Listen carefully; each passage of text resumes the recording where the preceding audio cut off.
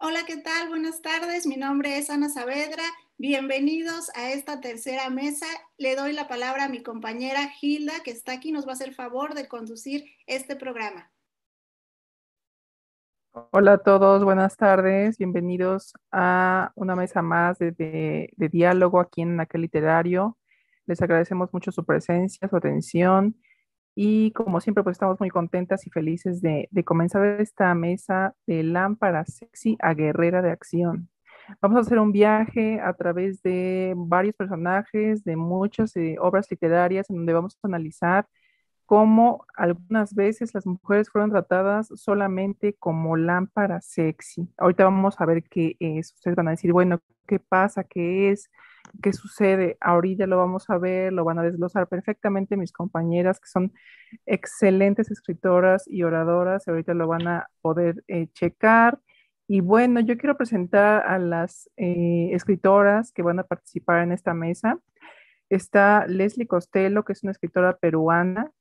Mercy Mata, bueno, Mercedes, nosotros le decimos Mercy, Mercedes Mata, que es profesora y escritora también de Querétaro, México, bueno, de San Juan del Río. Alejandra Santos, de una gran escritora también, de Colima, México. Isabel Pañi, escritora de Cuenca y Tor, y María Lozanos de Guanajuato, México. Y bueno, si gustan también prender su cámara ya mis queridas escritoras, participantes de esta mesa. Y bueno, vamos a dar inicio con Ana Saavedra, que ya va a empezar a comentarnos al respecto. Hola, muchas gracias, Hilda. Y bueno, buenas tardes a todos los que se están conectando.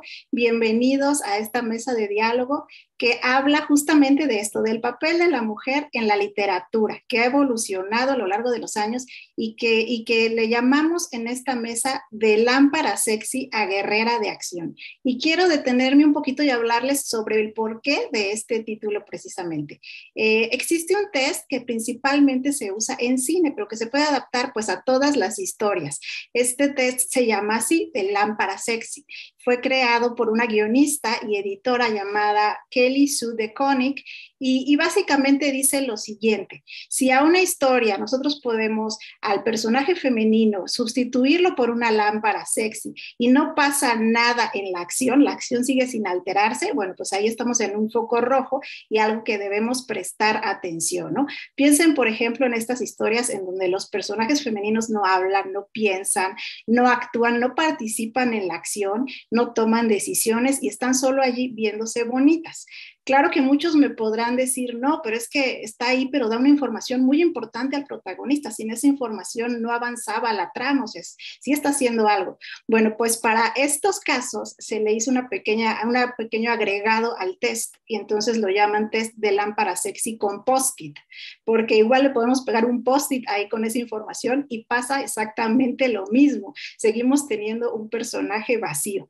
Y lo que sucede es que en estos últimos años se ha tenido ya una conciencia más clara del papel que debe jugar la mujer como un personaje literario, ¿no? Y como este test, existen ya muchísimos que son todos muy interesantes y muy reveladores. Son métodos para evaluar la representación femenina en las historias.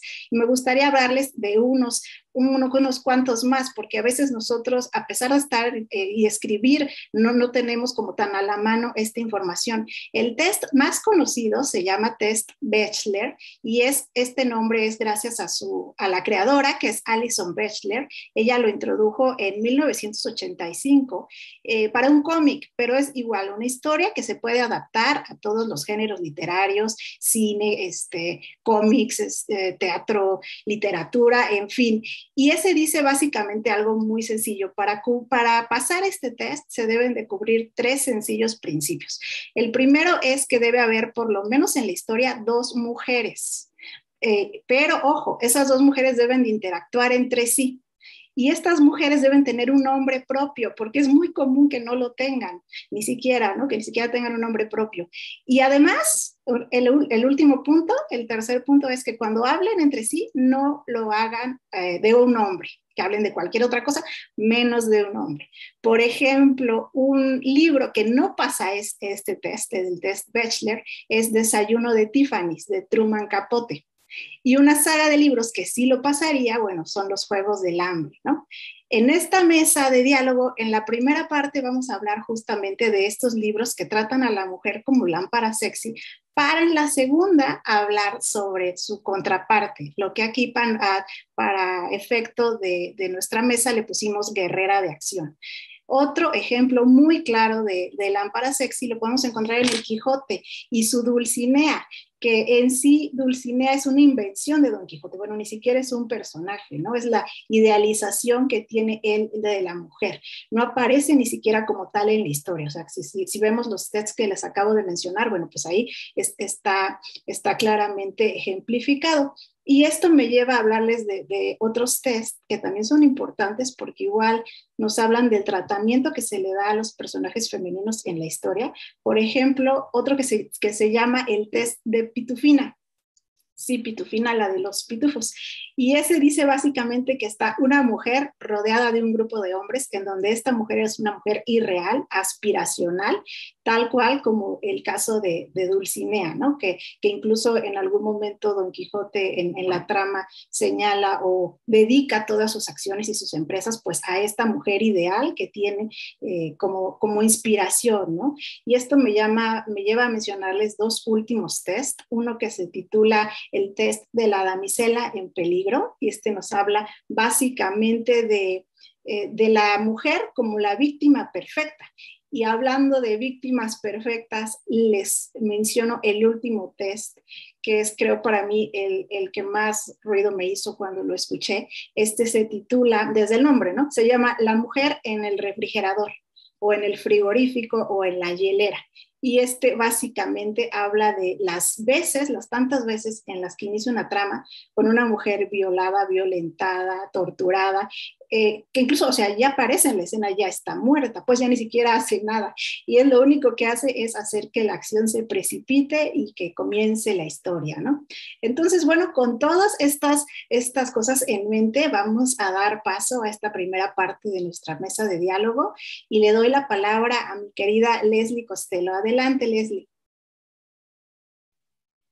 Gracias, Anita. Buenas tardes, Gilda, Mercy, Alejandra, Isabel, María y a todas las personas que nos acompañan el día de hoy. Agradecerles una vez más por estos encuentros que son tan ricos, porque vamos a conversar, como bien dijo Anita y Gilda, sobre el tema de la mujer, ¿no? Visto desde diversos puntos de vista y sobre todo desarrollando en este caso que nos toca empezar la primera parte sobre la lámpara sexy que viene a ser la mujer, ¿no? Y yo quiero iniciar esta conversación precisamente hablando de este tipo, ¿no? Este tipo de mujer que, si bien es cierto, viene dentro de la literatura, bueno, en el libro que voy a hablar, viene a ser como esa mujer idealizada, esa mujer que incluso va a romper también estereotipos. ¿Por qué? Yo voy a hablar acerca de Rosario Tijeras, que es la obra colombiana del autor Jorge Franco, donde él va a romper con estas ideas, ¿no? Sobre todo con el personaje de Sicario, porque Rosario Tijeras va a ser un personaje que va a romper con esa tradición, porque antes se tomaba mucho el tema de Sicario, pero basado en el personaje masculino. Pero en esta novela vamos a ver que el sicario va a estar bajo la figura femenina. Entonces, definitivamente acá el personaje principal, que es Rosario, es una lámpara sexy. ¿Por qué?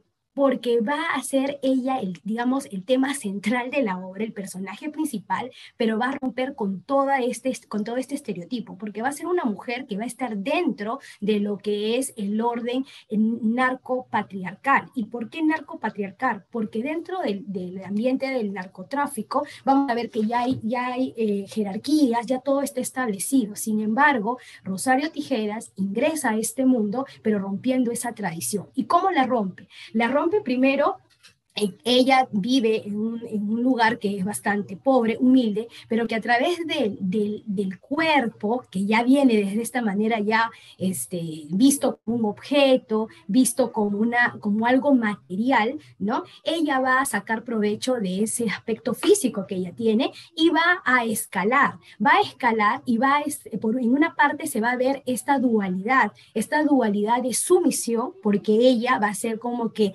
¿no? Va a ejercer la prostitución, pero sumisa, pero luego se va a ver un cambio donde ella sabe que su apariencia es el que le está trayendo beneficios en lo económico, porque recordemos que ella viene de un ambiente social muy bajo y no tiene para satisfacer sus necesidades, ya sean económicas, de poder, y ella lo que hace es a través del cuerpo poder alcanzar todo esto. Entonces el autor, que ya desde que escribe está, digamos, este personaje de Rosario está siendo desarrollado bajo la mirada del autor, que es masculino. Y vemos ahí cómo esta mujer, o sea, cómo Rosario Tijeras va a ser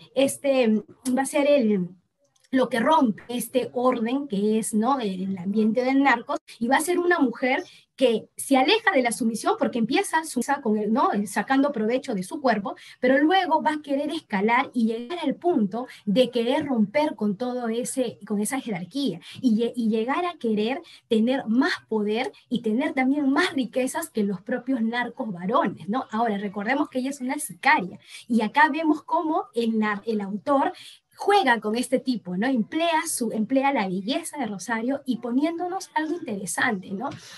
Hay una parte en el libro que menciona que, por ejemplo, los narcos hacían valer o hacían ver su posición presentando al costado a las mujeres, ¿no? Y las mujeres que acompañaban a los narcos no eran simples mujeres, eran mujeres bien, de repente con un aspecto físico bien producido, ¿no? De repente mujeres de caderas anchas, con enormes, abundantes bustos, muy esbeltas, o sea, tienen todo un prototipo que ellos van a imponer y que Rosario emplea dentro, ¿no?, de lo que tiene, de su aspecto físico, y lo va a utilizar. Entonces vemos acá cómo este mundo de narcos, este mundo delictivo, ¿no?, va a emplear y va a utilizar a la mujer para también poner dentro de este prototipo, ¿no? Entonces nosotros vemos acá en este personaje de Rosario Tijeras una mujer que por su aspecto físico llega incluso a tener, ¿no?, a lograr ciertos beneficios,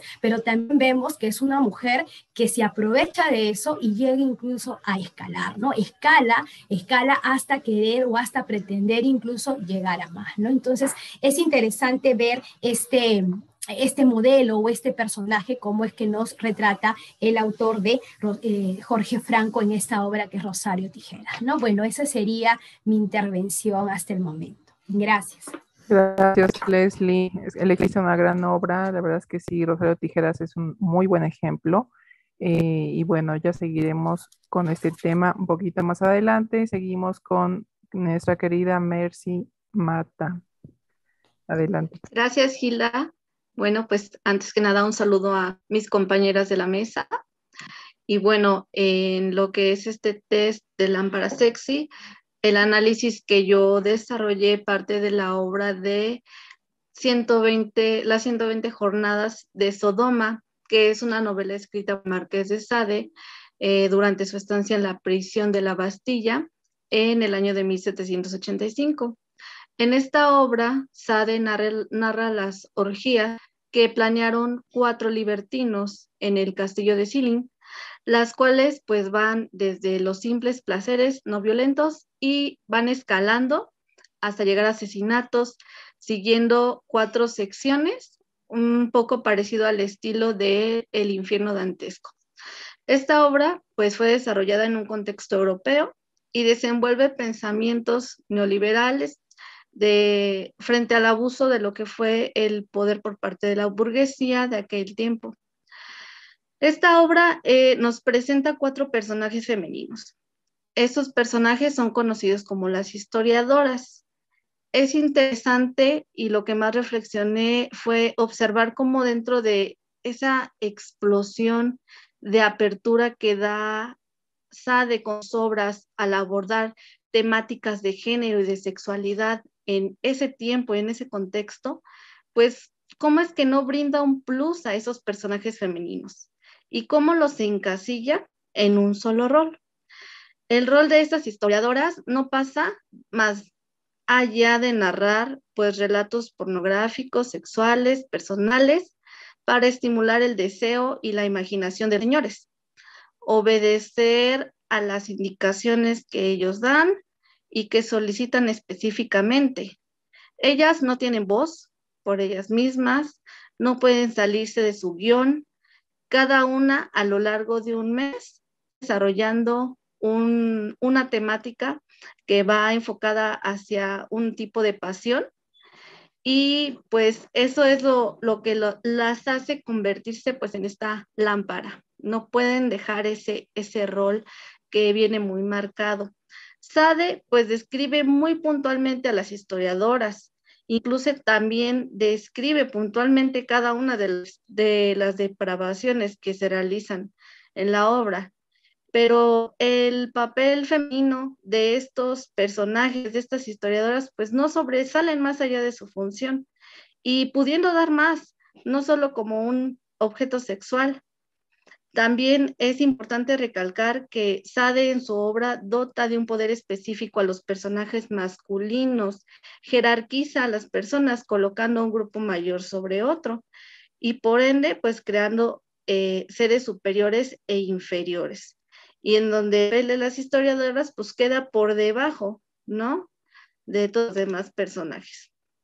En la obra pues se nota una desigualdad muy marcada entre los roles que desempeñan las mujeres, y estas historiadoras no se encuentran definidos dentro de ninguno de esos niveles, ni siquiera tienen una interacción más allá, y su papel pues pudiera ser fácilmente reemplazado. Si en nuestros tiempos fuera, pues quizá no como una lámpara, sino por una grabadora o un simple reproductor de audio. Entonces esa es la postura que tiene estas historiadoras, estos personajes femeninos en la obra del Marqués de Sade. Gracias. Gracias, Mercy. Pues sí, muy cierto. Ya hay que cambiar la lámpara por los tiempos, ¿verdad? También puede ser un buen ejemplo. Y bueno, seguimos con la participación de Ale Santos. ¿Sí me escuchan? Ok. Pues buenas tardes y pues un gusto hablar de gracias, Anita, por encargarse de todos los detalles técnicos y gracias a mis compañeras por estar aquí. Bueno, pues abordando el tema de Lámpara Sexy, yo quiero hablar de Drácula, de Bram Stoker. Fue una obra que se escribió en 1892 y pues esta obra ciertamente trae personajes femeninos importantes, pero con restricciones. ¿Por qué? Porque aparece, sabemos que esta obra pues narra el conde Drácula, que fue inspirado en Vlad Tepes, que es un personaje pues real, pero estas mujeres que aparecen, que son Mina y Lucy, ciertamente sí juegan un papel, pero bajo condiciones del escritor o de las figuras masculinas. Un ejemplo es que estas mujeres, cuando empieza la historia, están hablando de que el sueño más grande de una mujer es casarse. Y pues cada una da su punto de vista y se la pasan hablando de toda la obra, de los hombres y de lo que sienten por los hombres y de lo que los hombres representan. Y pues están ahí para detonar la acción, ¿no? Porque la obra, pues la narran, todos los personajes hablan del conde Drácula. Él nunca habla de sí mismo, pero todos están enfocados en un personaje masculino y están ahí para detonar la acción. Que yo lo veo desde un punto, pues, como moraleja de aquel tiempo, de cómo debía de comportarse una mujer, porque nos ponen de ejemplo a Lucy y también nos ponen de ejemplo a Mina. Y Mina es abnegada, Mina es correcta, y la pintan como la mujer perfecta, ¿no? Y es la que se limita, la que detiene sus deseos carnales, y Lucy es totalmente lo contrario. Lucy sí tiene tres pretendientes y deliberadamente habla de pues que no está atada a ninguna. pero se pinta como que tuviera un personaje pues trabajado y que te deja un mensaje, pero realmente lo que pasa es que te deja una moraleja de que Lucy, siendo la abnegada, pues después de todo el drama que pasa con Drácula, pues es feliz. Pero Lucy, como fue la mujer que se dejó llevar sus deseos, la utilizan también, donde hay un capítulo donde el Drácula pues tiene relaciones con ella y es de una forma brutal, y pues ella termina muriendo, la convierten, termina muriendo y la entierran con su vestido de novia. Como es una forma de decir que la mujer que era sumisa, la mujer que pues al final se casaba y tenía un final feliz, pero esta mujer que era todo lo contrario, pues su final era nunca casarse y la muerte, ¿no? Y para mí es una lámpara sexy porque a pesar de que están ahí, de que detonan la acción, solamente vienen a traernos una moraleja o a darnos una lección de moral a las mujeres de aquella época. Y pues Bram Stoker lo usó a lo mejor no intencionalmente, pero sí para hablar de cómo una mujer debería comportarse en esa época. Entonces, a pesar de que son personajes excelentes, a pesar de que tienen su personalidad, a pesar de que son buenísimos, pues no terminan siendo más que una simple moraleja para las mujeres de lo que pasa si te portas bien o si haces las cosas. Y pues toda esta acción y todo este rollo de personaje, pues no trasciende. Y para mí, por eso, pues las mujeres de Drácula, además de las vampiresas que solamente tuvieron un papel sexual, pues terminan siendo pues lámparas sexy en esta obra. Y esa sería mi participación. Excelente, Ale. Gracias a ti. Sí, es muy cierto, ¿verdad? A veces toman los personajes como para dar lecciones o para dar una instrucción. Y sí, como bien dices, tal vez no era la intención del autor, pero como seguía los lineamientos de la época, pues no sé, tal vez lo hacía con conciencia o sin conciencia, no lo sabemos. Pero bueno, seguimos con nuestra siguiente escritora. En este caso, vamos con Isabel. Adelante. Hola, Ani, Gilda y a todas mis compañeras. Gracias por el espacio de expresión. Y bueno, creo que mi análisis es un poquito más general, pero estoy segura que va a brindar algún aporte al tema. Se inicia al respecto con eso, autores que son muy, muy relevantes, la verdad, y yo sé que tienen que ver mucho con el tema. Dice, el lenguaje del poder encarnado en los medios masivos de comunicación es el lenguaje de la repetición. El poder puede funcionar reiterando hasta el hartazgo aquello que desea imponer. No es una persona planificando el mundo, somos nosotros que repetimos fórmulas y a fuerza de reiterar automatizamos el discurso. ¿De qué otra forma hubiésemos logrado que niños que viven en esas cuadradas, los departamentos, dibujaran casitas con techos a dos aguas? ¿Por qué perviven las princesas y no las mujeres luchadoras? ¿Por qué los príncipes y no los desolinadores? El discurso no lo pensamos, lo automatizamos. Se nos mete en la cabeza a fuerza de repetición, de la misma manera que consumimos sin racionalidad alguna. Es una cita textual de Christina Blake y Sergio Frugoni del año 2016. También al respecto sobre el género popular maravilloso, las princesas, en el caso de la Cenicienta, su transformación de niña pobre a princesa pierde sentido si no la asociamos al sufrimiento de los campesinos de la Edad Media, que buscan una forma de soñar para dejar de ser pobres durante un tiempo de horror y maltrato sufrido a manos de la nobleza. Una mirada crítica pondría en funcionamiento el pensamiento político de la significación, pues este tipo de relato oral constituye un desahogo para sus destinatarios. En la época que se creó la escuela, sin embargo, serían usados para domesticar a los niños, pero censurando la maldad de los poderosos. Es una cita de Mirta Fernández del año 2014. Al respecto de estos discursos y todas estas tramas que la industria ha tomado sin escrúpulos y a su antojo y lo que le convenía de estas obras, yo creo que la mayoría de personas hemos visto, hemos crecido con la Cenicienta y con estos cuentos, y cómo desde niños, niñas fuimos teniendo estos idearios, se fueron construyendo estos arquetipos, ¿no?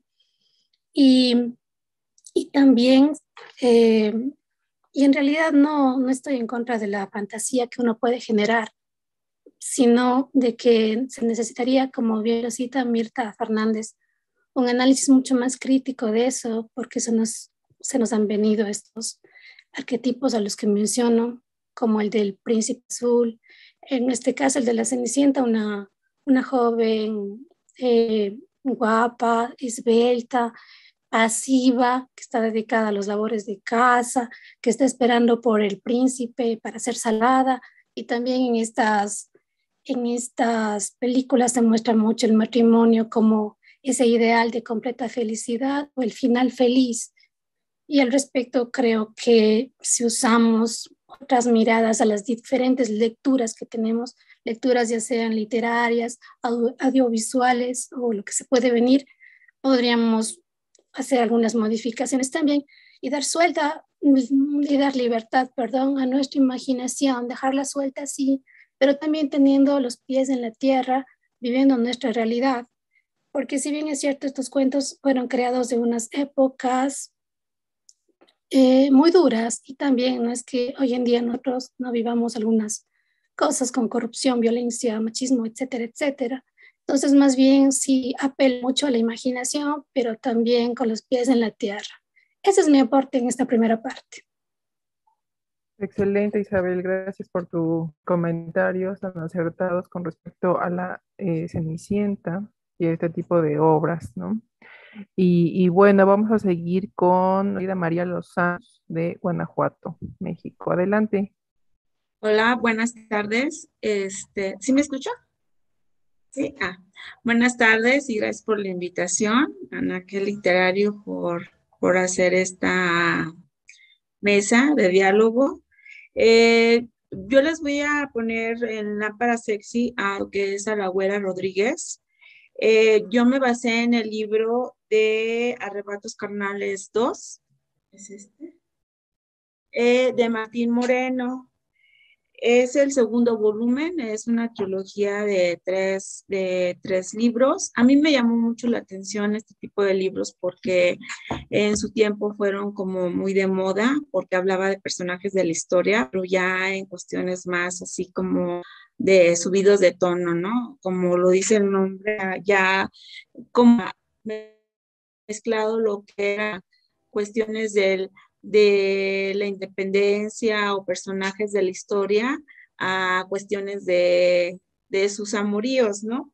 Yo escogí a la Güera Rodríguez porque personalmente pues no la conocía. Entonces me llamó mucho la atención la manera como la describen. En este libro son 5 relatos que habla sobre la Güera Rodríguez, que es el que abre este libro, Diego Rivera, Isabel Montezuma, José Ortiz de Domínguez, Josefa Ortiz de Domínguez y Lázaro Cárdenas. Me llamaron todos los demás, los conocí, a ella no. Y bueno, les voy a hablar sobre ella, que es un personaje, pero de este libro, pero también me llamó más la atención que es un personaje que sí existió y que está oculto en nuestra historia, ¿no? La Güera Rodríguez, su nombre fue María Ignacia Rodríguez de Velasco Osorio, y bueno, ella nació en el año de 1778 en la Ciudad de México, y lo que hace es que hace en el personaje como una mujer hermosa. En el libro te lo describe como que ella está hablando sobre su vida, y la describe como una persona imponente, de una belleza extrema, apetecible, con poder económico, político. Hace una descripción de ella como una mujer caprichosa, y al momento de hacer una manipulación constante ante la historia de cómo, cuándo y el por qué de sus actos, hablar de sus múltiples amantes. Ella es muy conocida, bueno, te va describiendo en el libro, que en su relato, la manera como se envolvía o cómo jugaba por ser tan bella, de desde muy pequeña. Fue con una familia que no tuvo hermanos, entonces ella era de su cual la educó como un hombre. Era una mujer muy educada, aristócrata, estuvo en el virreinato, entonces siempre tuvo la posibilidad de codearse con personas muy sabias, porque allí iban las personas más estudiadas. Entonces, no nada más era eso, sino que no la llamaban por su nombre, por la manera como tenía el cabello rubio, pues la pusieron como la güera, y era muy conocida lo que era ahí con el virrey. La encontraron, la encontraron con un chico militar que realmente pues ni la pretendía, o sea, ella iba de chaperona y la casan, a ella la casan, y pues dijo, bueno, pues no podía decirle que no al virrey, la casaron, pero en el transcurso, ahí en lo que va diciendo el relato, ella va describiendo los múltiples amantes que tuvo durante que fue casada, y en ese tiempo llegó Simón Bolívar y pues o dicen que fue amante también de Simón Bolívar, y ahí fue donde le sembró a ella los deseos de libertad. Y ella empezó a ver pues que ella, a pesar de que era aristócrata, pues no podía tener más porque era ambiciosa también. Entonces, pues el esposo se dio cuenta de que tenía amantes, la golpeaba, pero ella pues realmente pues seguía en eso, ¿no? Y llegó un momento que le disparó, y ahí, como era muy inteligente, ella lo tomó como lo demandó por cuestión de intención pues de que la iba a asesinar, ¿no? Hubo un juicio y de hecho fue de las primeras divorciadas aquí en lo que fue en México, pero no se concretó porque murió el esposo. Para esto también ella fue siempre, pues fuera muy codiciada, y era como heredó, o sea, para esos tiempos ya no era divorciada, era pues ya era viuda. Entonces, en vez de pasar de ser rechazada, fue codiciada y con herencia, aparte del dinero que ella tenía. Y bueno, me llama mucho la atención de que ella supo manejar su belleza, y todos decían es que es bella, pero realmente era más inteligente que la belleza que ella tenía.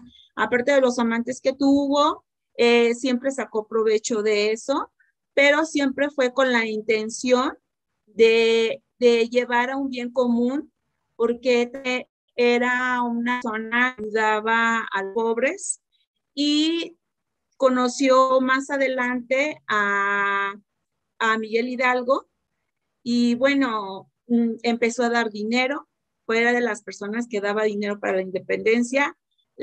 Pues la Inquisición se da cuenta y la llevan a juicio, y cuando ya la llevan a juicio, como ella sabía todos los secretos de todos los de la Santa Inquisición, pues la tuvieron que dejar libre, porque ella tenía más fundamentos o más amigos. Ni siquiera fue que a ella la torturaran.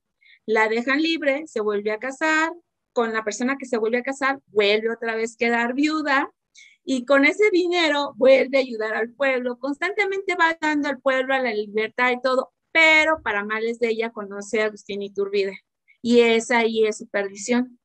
Pero no podía ser ella emperatriz porque ya estaba casado Iturbide, pero era muy bien conocido que fue la que impulsó Iturbide para llegar al lugar donde llegó.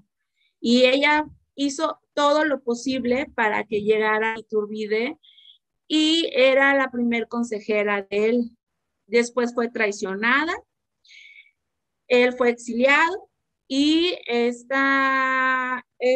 lo que fue la güera Rodríguez volvió a casarse, y pues lamentablemente en el último capítulo, bueno, en la última parte de sus relatos, habla de que ella quedó en silla de ruedas, pero llegó a ver a un México libre a través de su ventana, que vivía en la Ciudad de México a la edad de los 72 años, y su último recuerdo, así cierra el relato de este libro, dice: hasta el último suspiro, recordar la primera vez que estuve con su amado Agustín Iturbide, recorriendo las calles de la Ciudad de México hasta llegar a los bosques de los castillos de Chapultepec, donde me tomó sin piedad, arrancándome las bragas.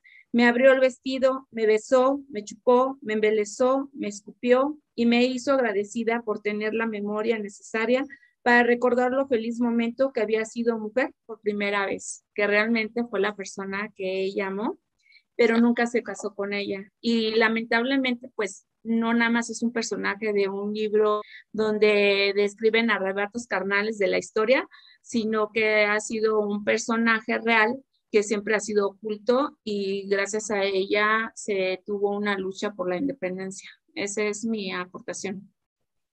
Gracias, querida María. Muy interesante lo que nos mencionas al respecto de la Güera Rodríguez. Algunos, bueno, sí sabemos quién es, pero tanto a detalle, pues sí había cosas que en mi caso desconocía, pero está maravilloso lo que nos cuentas. Y pues bueno, finalizamos la primera ronda sobre los personajes que investigaron nuestras escritoras. Y bueno, como una conclusión rápida, solamente quisiera decir que de lo que han comentado, retomo que sí, que estos personajes tenían como cierto potencial, ¿no? Podrían haber sacado mucho más de ellos, sin embargo, se tomó en cuenta solamente algunos aspectos que tomé de lo que ustedes comentaban, que es belleza, sus dotes sexuales, su capacidad para llegar al matrimonio, la sumisión que tenían algunas, la capacidad de seducción que tenían, ¿no? O sea, como que esta feminidad retomada como un poder que la mujer utilizaba en esos personajes, ¿no? Entonces, tenían como más potencial, como ya lo dije, sin embargo, se quedó un poco corto tal vez, ¿no? En este caso. Y bueno, sí, los autores no era su intención, sin embargo, querían seguir lineamientos de la época y eso me hace pensar un poquito ahora en lo que también se nos, pues no prohíbe, pero como que se nos censura un poco, ¿no? De hablar, porque hay temas ya hoy en día que tampoco se pueden tocar mucho por aquello de lastimar sensibilidades. No sé si también los autores se sintieron igual y dijeron, no, yo tengo que seguir con los vientos porque si no, no voy a vender nada, no sé, no podría ser, tratando de justificarles, ¿no? En alguna manera, quizá porque algunos son excelentes escritores, sin embargo, pues sí, nos quedaron a deber un poquito en estos personajes. Pero bueno, y sí, como bien dice también Isabel, pues la industria perpetúa arquetipos, ¿no? O sea, estas películas de Disney, ya menciona Cenicienta, sin embargo, también yo me iría un poco más a La Sirenita. La Sirenita me aterra, me aterra a mí, porque eso de que vendió la voz y firmó un pacto ahí con esta mujer malévola y luego se queda sin piernas, o sea, dices, Dios mío, cambia el agua por la tierra, me da como algo esa historia, pero bueno, es lo que siguen todavía en nuestros niños observando. Pero bueno, esas son muy a grandes rasgos mis conclusiones, para tampoco tomar tiempo valioso para que ustedes sigan participando. Y bueno, pues continuamos con la ronda número 2 y nuevamente le doy la palabra a nuestra querida Ana Saavedra. Muchas gracias, Gilda. Y bueno, ya acabamos de ver esta sección de la lámpara sexy y ahora comenzamos, como bien dices, a la que titulamos en esta mesa Guerrera de Acción, ¿no? Pero ahora porque a lo mejor ustedes se preguntan, como yo me pregunté en su momento también, y los que nos están escuchando, ya vimos todos los puntos en cómo se retrata a una mujer y donde como este personaje femenino nos queda a deber, ¿no? No nos está diciendo toda la grandeza, no está hablando propiamente como podría, y bueno, y entonces como escritores, ¿qué herramientas tenemos a la mano para crear un personaje femenino que sea lo contrario a la lámpara sexy, ¿no? Y bueno, para eso voy a usar mi intervención y les voy a hablar sobre algunos test que también existen ya para hacer lo contrario, para evitar la lámpara sexy y para hacer una mujer, pues ya que represente más a estas épocas también, ¿no? Uno de esos tests se llama el test de Tauriel, Tauriel sí es un homónimo del personaje de Hobbit, de La Desolación de Smaug, de este libro maravilloso de Tolkien, en donde este es un personaje, pues es un personaje fuerte, es un personaje que lucha, que es bueno en su trabajo sobre todo. Y este test menciona eso, menciona que este personaje femenino debe ser sobre todo buena en lo que hace, aunque luego hubo alguna actualización y le pusieron ahí como que también, además de ser buena en lo que hace, no debe dejar todo por irse a perseguir a un hombre, ¿no?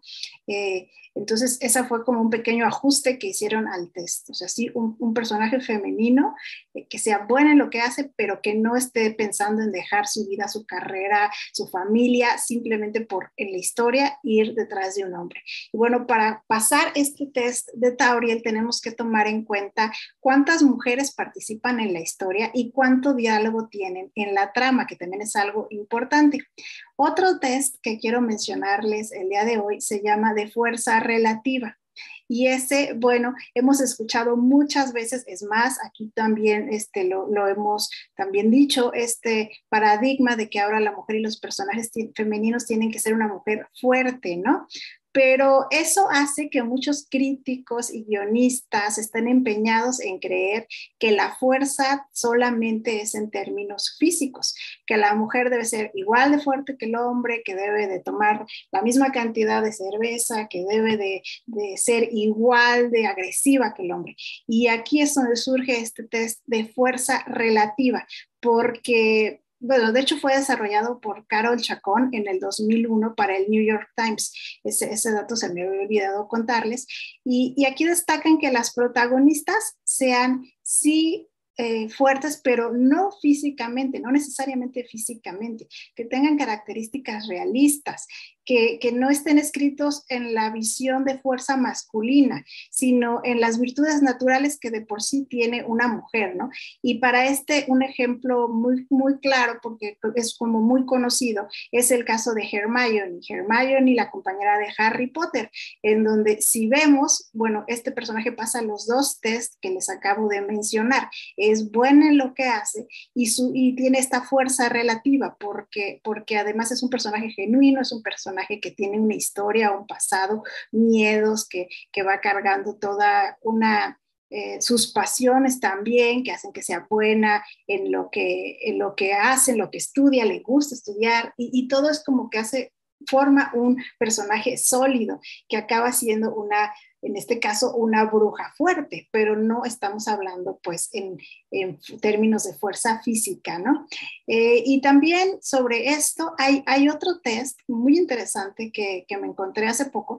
Este test es desarrollado aquí en México, se llama Papaya View, test Papaya View, inclusive está registrado, inclusive pueden todos acceder a él, buscarlo en internet, porque viene como un tipo tabla de evaluación. Este test está hecho principalmente para teatro. Se los voy a compartir en pantalla por si lo alcanzan a ver si lo alcanzan a ver, sino bueno, de todos modos, sino para que luego lo busquen. Este básicamente nos ayuda a crear o a pensar en que nuestra historia esté equilibrada, esté balanceada en este lado femenino, con esta representación femenina. Aquí van a ver en los puntos que habla de equipo técnico y departamento, bueno, porque también ahí es donde quieren ya incluir, como les digo que se desarrolla para teatro, incluir a que parte de las que trabajan en escenografía, pues que también sean mujeres, que las que trabajan en vestuario, que los que trabajan en sonido y esto. Pero tiene puntos muy importantes. De hecho, aquí, si pueden ver, tiene su leyenda cero. Si la historia no pasa esa leyenda cero, ya está fuera. O sea, no, automáticamente no puede continuar con el test. Tiene que cubrir esa leyenda cero que dice que debe de aparecer al menos una mujer no incidental en la trama, que tenga un nombre propio, que tenga diálogo y que interactúe. O sea, si no cumple todos estos puntos importantes, ya está fuera de esta evaluación. Y todos los demás pasan el test cumpliendo 5 de ellos. Es una herramienta de evaluación, como ahí lo dice. No sé, útil para la gente que escribe, más para la que escribe dramaturgia en este caso específico, pero también para los que estamos ahora dándonos cuenta, porque sí, bien es cierto, como dice Gilles, existe ahorita estas ganas y viene todo como esta revisión, revisar toda la historia, ¿no? Revisar el arte, revisar la música, revisar y revisar. Pero hay ciertos puntos en donde creo que sí es necesario, inclusive esto mismo que estamos haciendo una revisión de la literatura desde otro punto de vista que antes, como bien mencionaban, pues así se usaba, no había otra manera, no estaban participando mujeres o poniendo su opinión al respecto. Y bueno, estos son tan solo algunas de los métodos de evaluación de los que nos podemos guiar. Hay muchos más, pero creo que siempre son importantes para que ahora que ya no queremos crear esta lámpara sexy, bueno, y ahora cómo vamos a saber que estamos abonando al otro lado de la balanza, ¿no? Y estamos creando unos personajes femeninos pues ya más de acuerdo y que representen más nuestra realidad y nuestra época y las necesidades que tenemos ahora que transmitir en la literatura. Y bueno, pues muchas gracias por vernos y por dejar sus mensajes en nuestra página.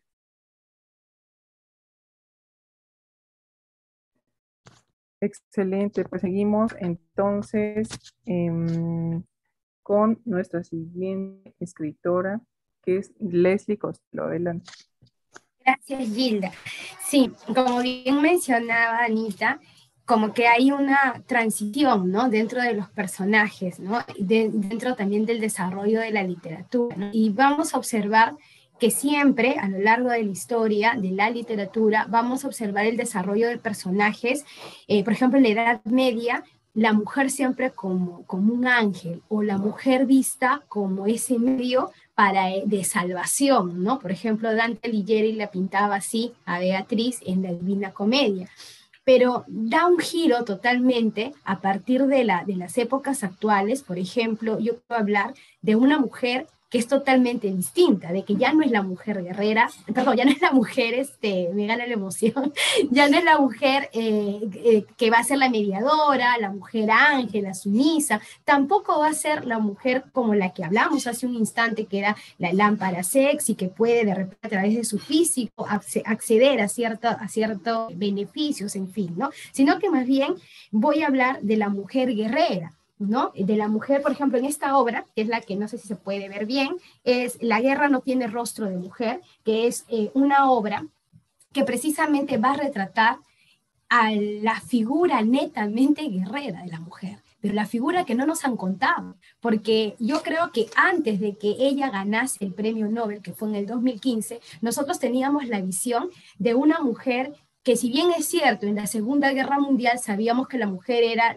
aquel ser que de repente había sufrido, era la que tenía que trabajar, ¿no? Porque el esposo o los hombres de la casa tenían que salir a la guerra, y ella era como que se quedaba en casa. Pero aquí, gracias a esta autora, que es Svetlana Alexievich, no, ella nos muestra verdaderamente el rostro de la guerra y nos muestra que hubo mujeres que participaron en esa guerra como francotiradores, como combatientes, como aquellas mujeres que agarraron un tanque y se fueron a la guerra. Pero más allá del personaje netamente guerrero como el que estamos viendo, también ella desarrolla a través de la voz de las protagonistas, porque si bien es cierto, ella es periodista y lo que hace es, a partir de relatos, plasmar en esta obra lo que ellas pensaban, lo que ellas sentían, ¿no? Ella también nos muestra una mujer que va dejando ese tema de sumisión, todo ese tema, ¿no? De que yo soy mujer, soy el sexo débil, ¿no? Yo soy frágil, para nada, al contrario.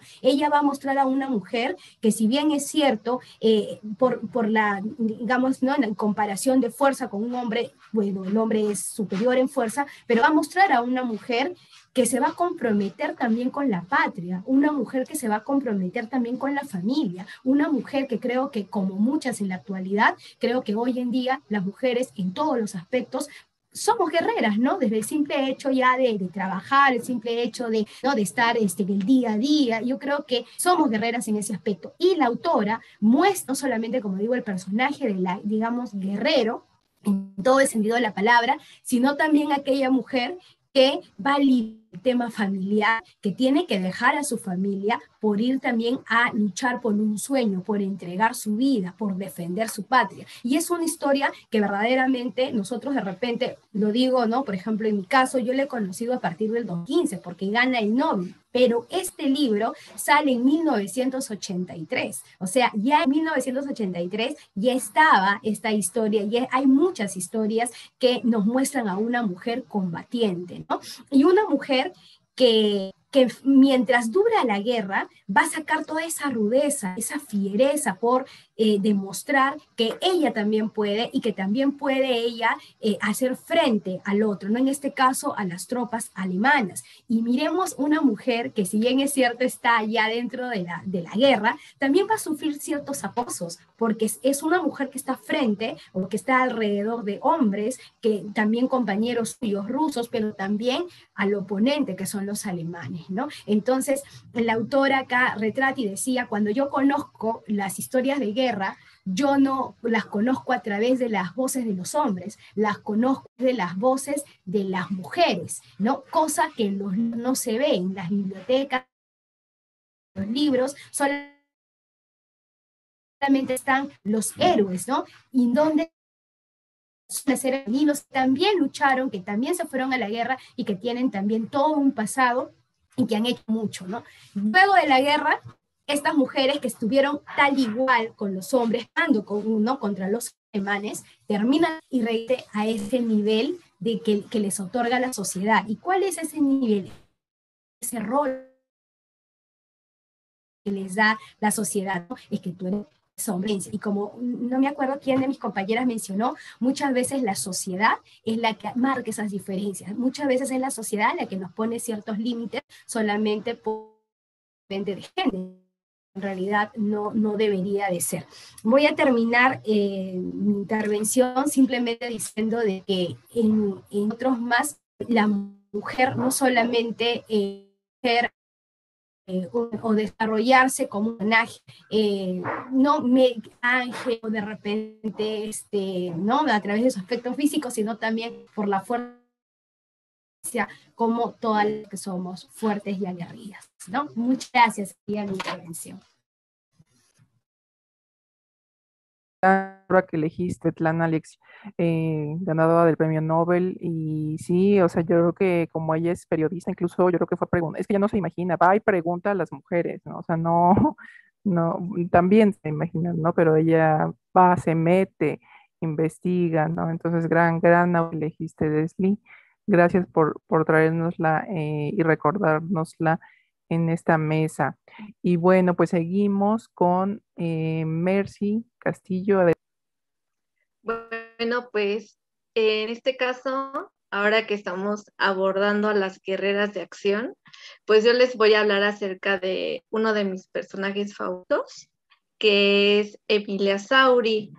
Emilia Sauri se desarrolla en la novela de Mal de Amores de Ángeles Mastretta. Esta obra pues se desarrolla dentro de un contexto mexicano en la época de la Revolución Mexicana. Es una época de cambios, pero que todavía se vienen muy marcados lo que es el rol de la mujer, ¿no? De la mujer mexicana sobre todo. Sin embargo, en la trama de esta obra de Mastretta, pues se desarrolla el personaje de Emilia, en donde ya se comienza a visualizar un postmodernismo, porque desde que el padre comienza a criar a Emilia, empieza desde ahí esa ruptura, ¿no? Generalmente son las mamás mexicanas las que se encargan de la educación. Y en esta obra es el papá el que comienza a romper con estereotipos de aquella época. Comienza a criar a Emilia con algo muy importante, que es el que desarrolle esa capacidad de pensar y de expresarse por sí misma. Emilia Sauri en la novela es una mujer que rompe con toda norma social, que lleva a cabo su vida sin regirse por las imposiciones sociales. No sigue las normas tradicionales, pero de hecho todo lo que es la familia Sauri está marcada, ¿no? Está marcada con ese pensamiento progresista en cuanto a las ideas de la sociedad mexicana, que para ese momento pues era una sociedad conservadora, ¿no?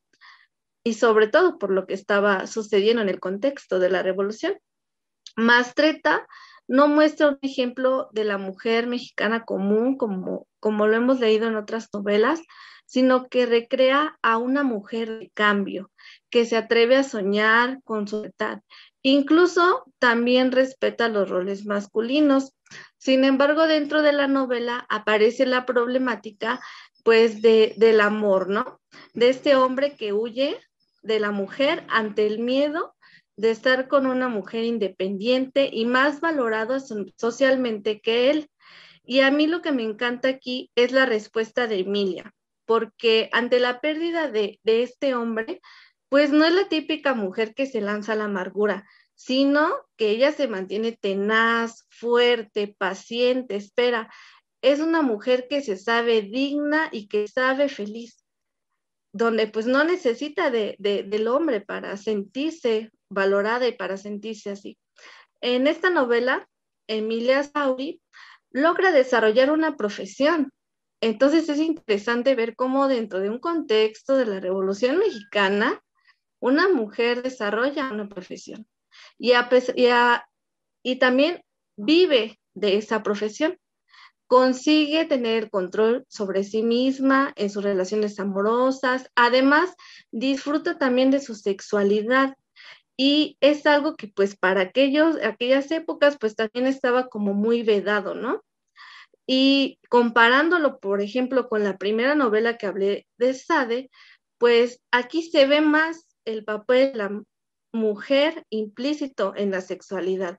La mujer no como un objeto sexual, sino un ser que siente, un ser que ama, que se entrega y que también disfruta de su placer.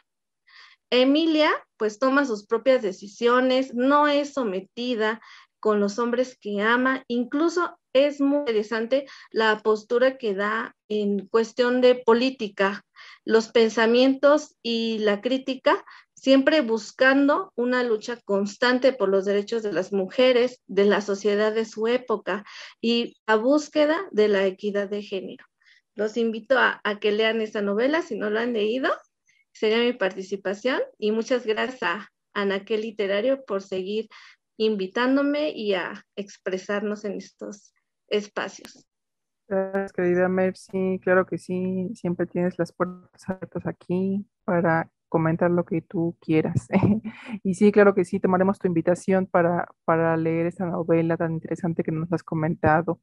Y bueno, seguimos con nuestra siguiente participante que es Ale Santos, por favor. Ok. Bueno, pues en esta segunda intervención yo quiero hablarles de Carmila. Es una obra de Sheridan Le Fanu. Es algo muy interesante porque yo abordé el terror gótico y pues Drácula no fue la primera novela. Hubo una antes, fue la que inspiró a Drácula, se llama. Ambos escritores eran irlandeses, cabe mencionar, y tiene 25 años de diferencia entre una y otra. La diferencia en estas dos novelas, en cuanto a sus personajes femeninos, son que Sheridan Le Fanu aborda a Carmila, la protagonista, y a Laura, que es la que narra la historia. Les comentaba que en Drácula, pues todos escribían sobre Drácula. En esta obra, Laura es la que escribe sobre Carmila. Laura que cuenta de Carmila. Carmila es una vampira fuerte, muy decidida, y llega con Laura por parecía un accidente. Llega una noche, su carruaje se estrella, el chofer se muere y Carmila está inconsciente. La mamá de Carmila, que es un personaje también sumamente fuerte, la dejan encargada con el papá de Laura. Qué extraño, ¿no? En medio de la noche, pues se estrella y dejas a tu hija con la primera familia que encuentres. Deja a Carmila ahí y bueno, se va desarrollando este personaje y pues descubrimos que Carmila pues, es una vampira muy fuerte de la familia Karnstein, y pues su personaje se empieza a desarrollar con una relación que tiene con Laura. Carmila es arrebatada. En estas dos obras de Drácula y de Carmila, los vampiros tienen este amor obsesivo, pero Carmila, a pesar de que es fuerte, es decidida, también es una asesina, mata a sangre fría, tiene sentimientos por Laura y está obsesionada con Laura, y Laura recuerda que ella la vio cuando era una niña, entonces ha perseguido a Laura desde hace mucho tiempo, y pues empiezan a desarrollar una relación. Sheridan Le Fanu, pues es un escritor varón, 25 años antes que Drácula, y lo escribió de una forma detallada, precisa, esos encuentros que ellos tenían, y pues me pongo a pensar, ¿no? Que la evolución no solamente viene a través del tiempo, sino la evolución viene del pensamiento. Hay una frase que dice, la evolución es cambiar de respuesta, pero la revolución es cambiar de pregunta. Entonces, este hombre trabajó estos dos personajes fuertes, decididos, personajes que se desarrollan de una forma espectacular. Hay tres mujeres importantes, Laura, Carmila y la institutriz de Laura, porque su mamá había fallecido, y pues entre esas tres mujeres interactúan. Los personajes del papá de Laura, del doctor, son secundarios, y pues ellas interactúan y nos deja pues una situación bastante buena, porque Sheridan Le Fanu habla de la sexualidad, ellos tienen una relación, pero lo habla de una forma natural, de una forma preciosa, y pues eso es 25 años antes que Drácula, y la pregunta es ¿por qué no ha tenido tanta fama como es Drácula? En un mundo pues lleno, donde el varón es el que sobresale, pero pues este también era un varón, pero escribía de mujeres. Estos dos personajes son preciosos, te deja pues la libertad sexual, ninguna pensaba en hombres, en casarse, ellas solo querían disfrutar. Y pues les dejo para concluir una frase de Carmila, que es preciosa para que vea de la diferencia entre las dos obras. Dice, es Carmila hablándole a Laura, si tu corazón está herido, el mío sangra con el tuyo. En medio de mi gran tristeza, vivo de tu exuberante vida, y tú morirás. Morirás dulcemente por la mía. Es algo inevitable. Así como yo me acerco a ti, tú a tu vez te acercarás a otros y aprenderás el éxtasis de la crueldad, que es una forma del amor. Y Laura tiene una cita donde dice, deseaba evitarla y al propio tiempo me dejaba dominar. Estas dos mujeres y estos dos personajes son magníficos, y los invito a que lo lean y que descubran que antes de Drácula hubo una mujer vampira, y es estupendo cómo se desarrollaron los personajes. Y esta es mi intervención. Excelente, Ale. La verdad es que me encantó que nos trajeras literatura gótica. La mesa está increíble, esa parte. Y sí, por supuesto que vamos a leer estas dos obras. Bueno, ya conocidas, ¿no? De Sheridan y Bram Stoker, ¿no? Entonces, gracias por traernos estos personajes tan entrañables. Y bueno, pues seguimos con nuestra mesa. Ahora vamos con Isabel de Ecuador. Bueno, nos vamos a leer literatura infantil y juvenil, y no podía evitar no contarles un cuento, así es que les contaré un cuento. Es de Roald Dahl, Cuentos en versos para niños perversos, La Cenicienta. Sí, ya lo sabemos de memoria, diréis, y sin embargo de esta historia tenéis una versión falsificada, rosada, tonta, cursi, azucarada, que alguien con la mollera un poco rancia consideró mejor para la infancia. El lío se organiza en el momento en que las hermanastras de este cuento se marchan a palacio y la pequeña se queda en la bodega a partir leña. Allí entran los ratones, llora y grita, golpea la pared, se desgañita. Quiero salir de aquí, gritas brujas, os arrancar el moño por granujas. Y así hasta que por fin asoma la hada, por el encierro, en la sohijada. ¿Qué puedo hacer por ti, Ceni querida? ¿Por qué gritas así? ¿Tan mala vida te dan esas lechuzas? Frita estoy porque ellas van al baile y yo no. La chica patalea furibunda. Pues yo también iré a esa fiesta inmunda. Quiero un traje de noche, un paje, un coche, zapatos de charol, sortija, broche, pendientes de coral. panties de seda y aromas de París para que pueda enamorar al príncipe enseguida con mi belleza fina y distinguida. Y dicho y hecho, al punto Cenicienta, en menos tiempo del que aquí se cuenta, se personó en el palacio, en plena disco, dejando a sus rivales hechas cisco. Con Ceni bailó el príncipe a Rock Miles, tomándolo en sus brazos varoniles, y ella se lanzó con tal vigor que allí perdió su alteza su valor. Y mientras la miró, no fue posible que le dijera cosa inteligible. Al dar las 12, Ceni pensó, nena, como no corras, la hemos hecho buena. Y el príncipe gritó, no me abandones, mientras le agarraba los riñones. Y ella tirando y el hecho un pelmazo hasta que el traje se hizo 1000 pedazos. La pobre se escapó medio en camisa, pero perdió un zapato en la prisa. El príncipe embobado lo tomó y ante la corte entera declaró, la dueña del pie que entre en el zapato será mi dulce esposa o yo me mato. Después, como era un poco despistado, dejó en una bandeja el chanclo amado. Una hermanastra dijo, esta es la mía. Y en vista de que nadie veía, pescó el zapato, lo tiró al retrete y lo escamoteó en un periquete. En su lugar, disimuladamente dejó su zapatilla maloliente. En cuanto salió el sol, salió su alteza por la ciudad con toda ligereza, en busca de la dueña de la prenda. De casa en casa fue, de tienda en tienda, e hicieron cola muchas damiselas, sin resultado. Aquella vil chinela, incómoda, pestífera y chotuda, no le sentaba bien a dama alguna. Así hasta que fue el turno de la casa de Cenicienta. Pasa, Alteza, pasa, dijeron las perversas hermanastras. Y tras guiñar un ojo a la madrastra, se puso la de más cara de cerdo su propia zapatilla en el pie izquierdo. El príncipe dio un grito horrorizado, pero ella gritó más. Ha entrado, seré tu dulce esposa. Un cuerno frito.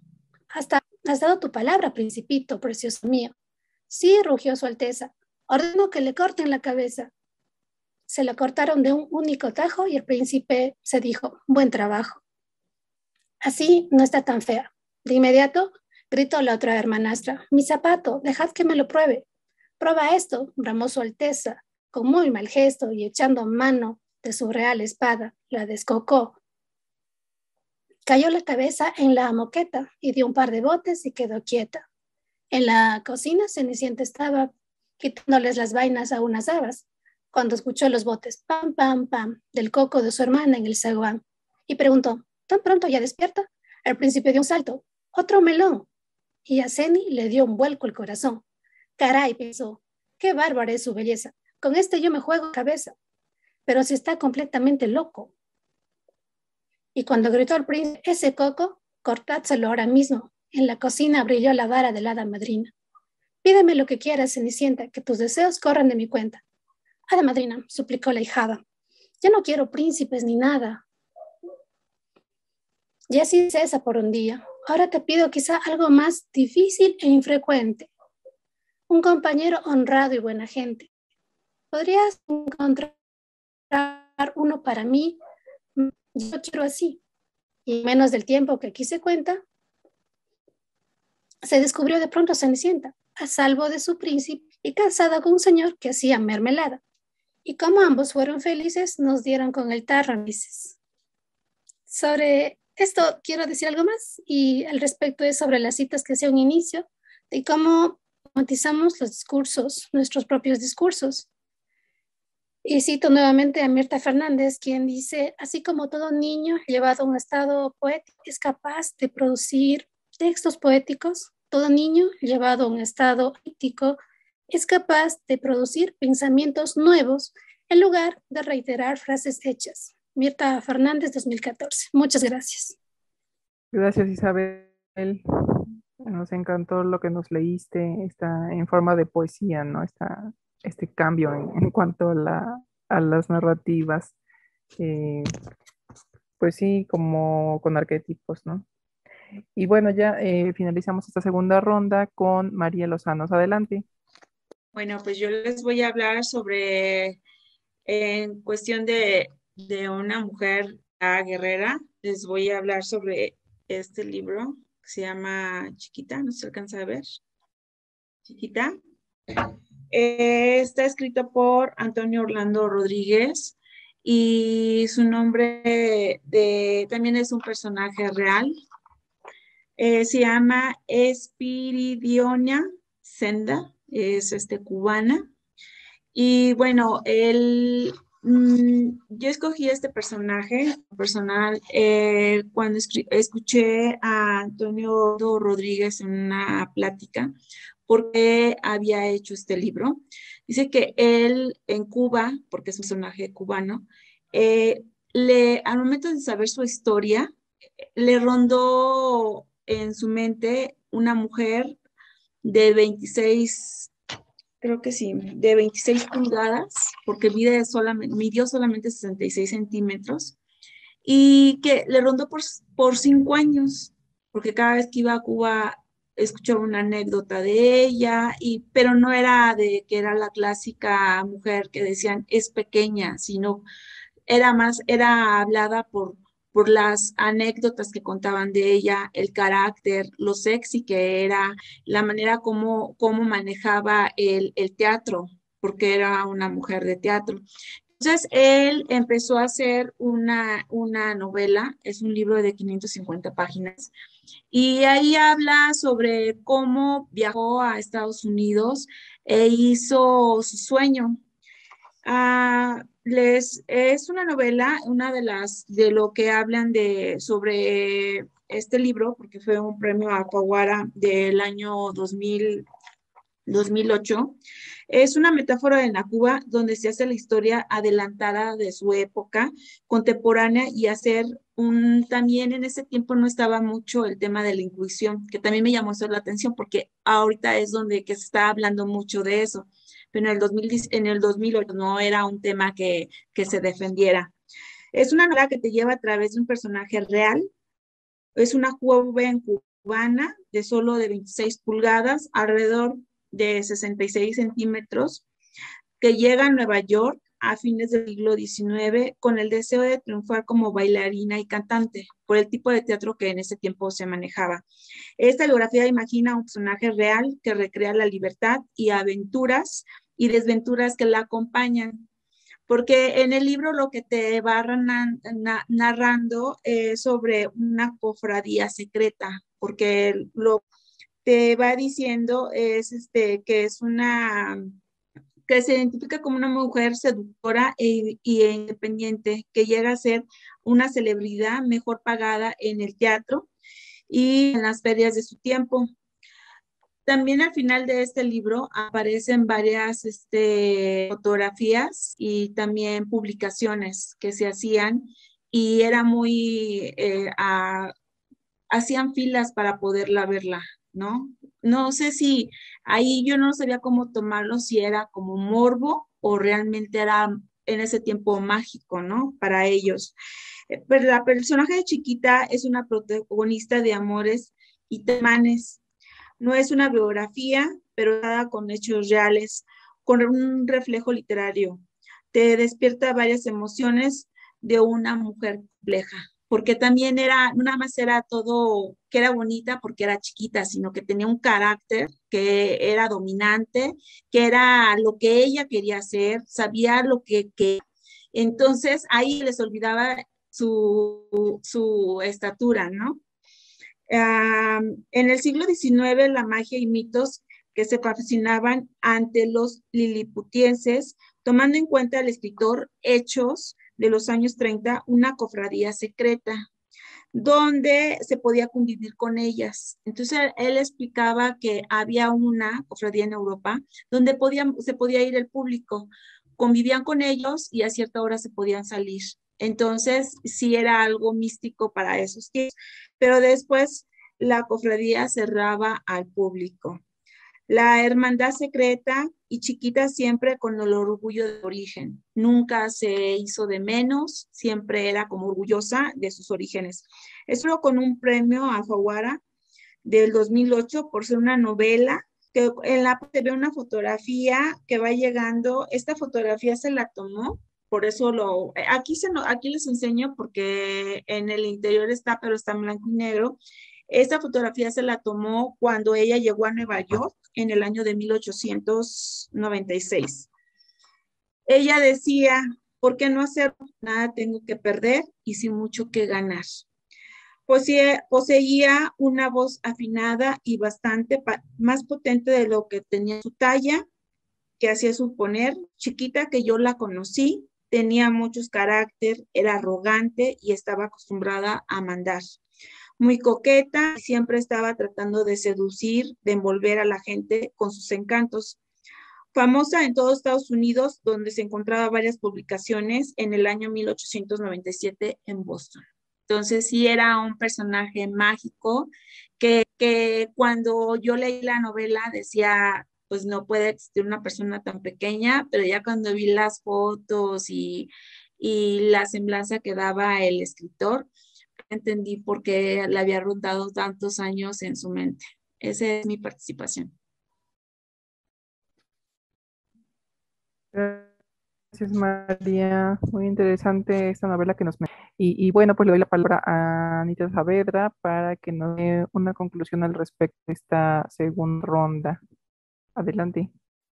Muchas gracias, Hilda. Bueno, pues creo que hemos dado un viaje a través de estas lecturas, de estas imágenes que dejan y que sobre todo siento yo despiertan la curiosidad de leer estos libros, de conocer a estas personajes femeninos, en unos casos literarios, ficción, y en otros casos, como también mencionaron, basados en personas reales, ¿no? Que también eso es muy importante porque bueno, ahí es donde vemos que siempre la realidad va a superar a la ficción y vamos a poder encontrar ejemplos muy valiosos, en este caso, de las mujeres y de esta manera en cómo realmente somos y no como muchas veces durante muchos siglos ya se ha manejado y se ha retratado a la mujer en la literatura, muchas veces como un personaje nada más secundario, ¿no? Esto me parece también muy, muy importante conocerlo, muy importante hacer reflexión sobre ello y leerlo, sobre todo hay que leerlo. Y nosotras como escritoras, como poetas, pues también tenerlo en mente para la creación de nuestros personajes. Qué nuevo, qué diferente, qué cosas vamos a romper ya con el pasado y vamos a contribuir a esta nueva narrativa que ya está surgiendo, que ya viene aquí creando presiones, como una ola que nos viene arrastrando y pues hay que subirnos a esta ola y seguir adelante. Yo les doy las gracias a todos los que estuvieron sintonizándonos, a los que vayan a vernos después en repetición, a mis compañeras por acompañarnos el día de hoy. Hilda, muchísimas gracias por la conducción de este evento. Y bueno, les recuerdo ya nada más que el domingo vamos a tener la segunda parte con otras compañeras que también vienen a hablar sobre otros ejemplos en la literatura, que hay muchísimos, nunca acabaríamos, pero bueno, aquí tratamos para ustedes de traerles ahora sí que de un abanico y tomar lo mejor, lo que podemos, lo que nos gusta también. Yo quiero también agradecer a todos estos países que se reunieron el día de hoy y seguirán el domingo a las 5 de la tarde, hora de México, hora central. Entonces, bueno, pues no se lo pierdan aquí por Anaquel Literario y en la repetición en el Centro Cultural Elena Garro y Educal, a quien damos las gracias por retransmitir este evento.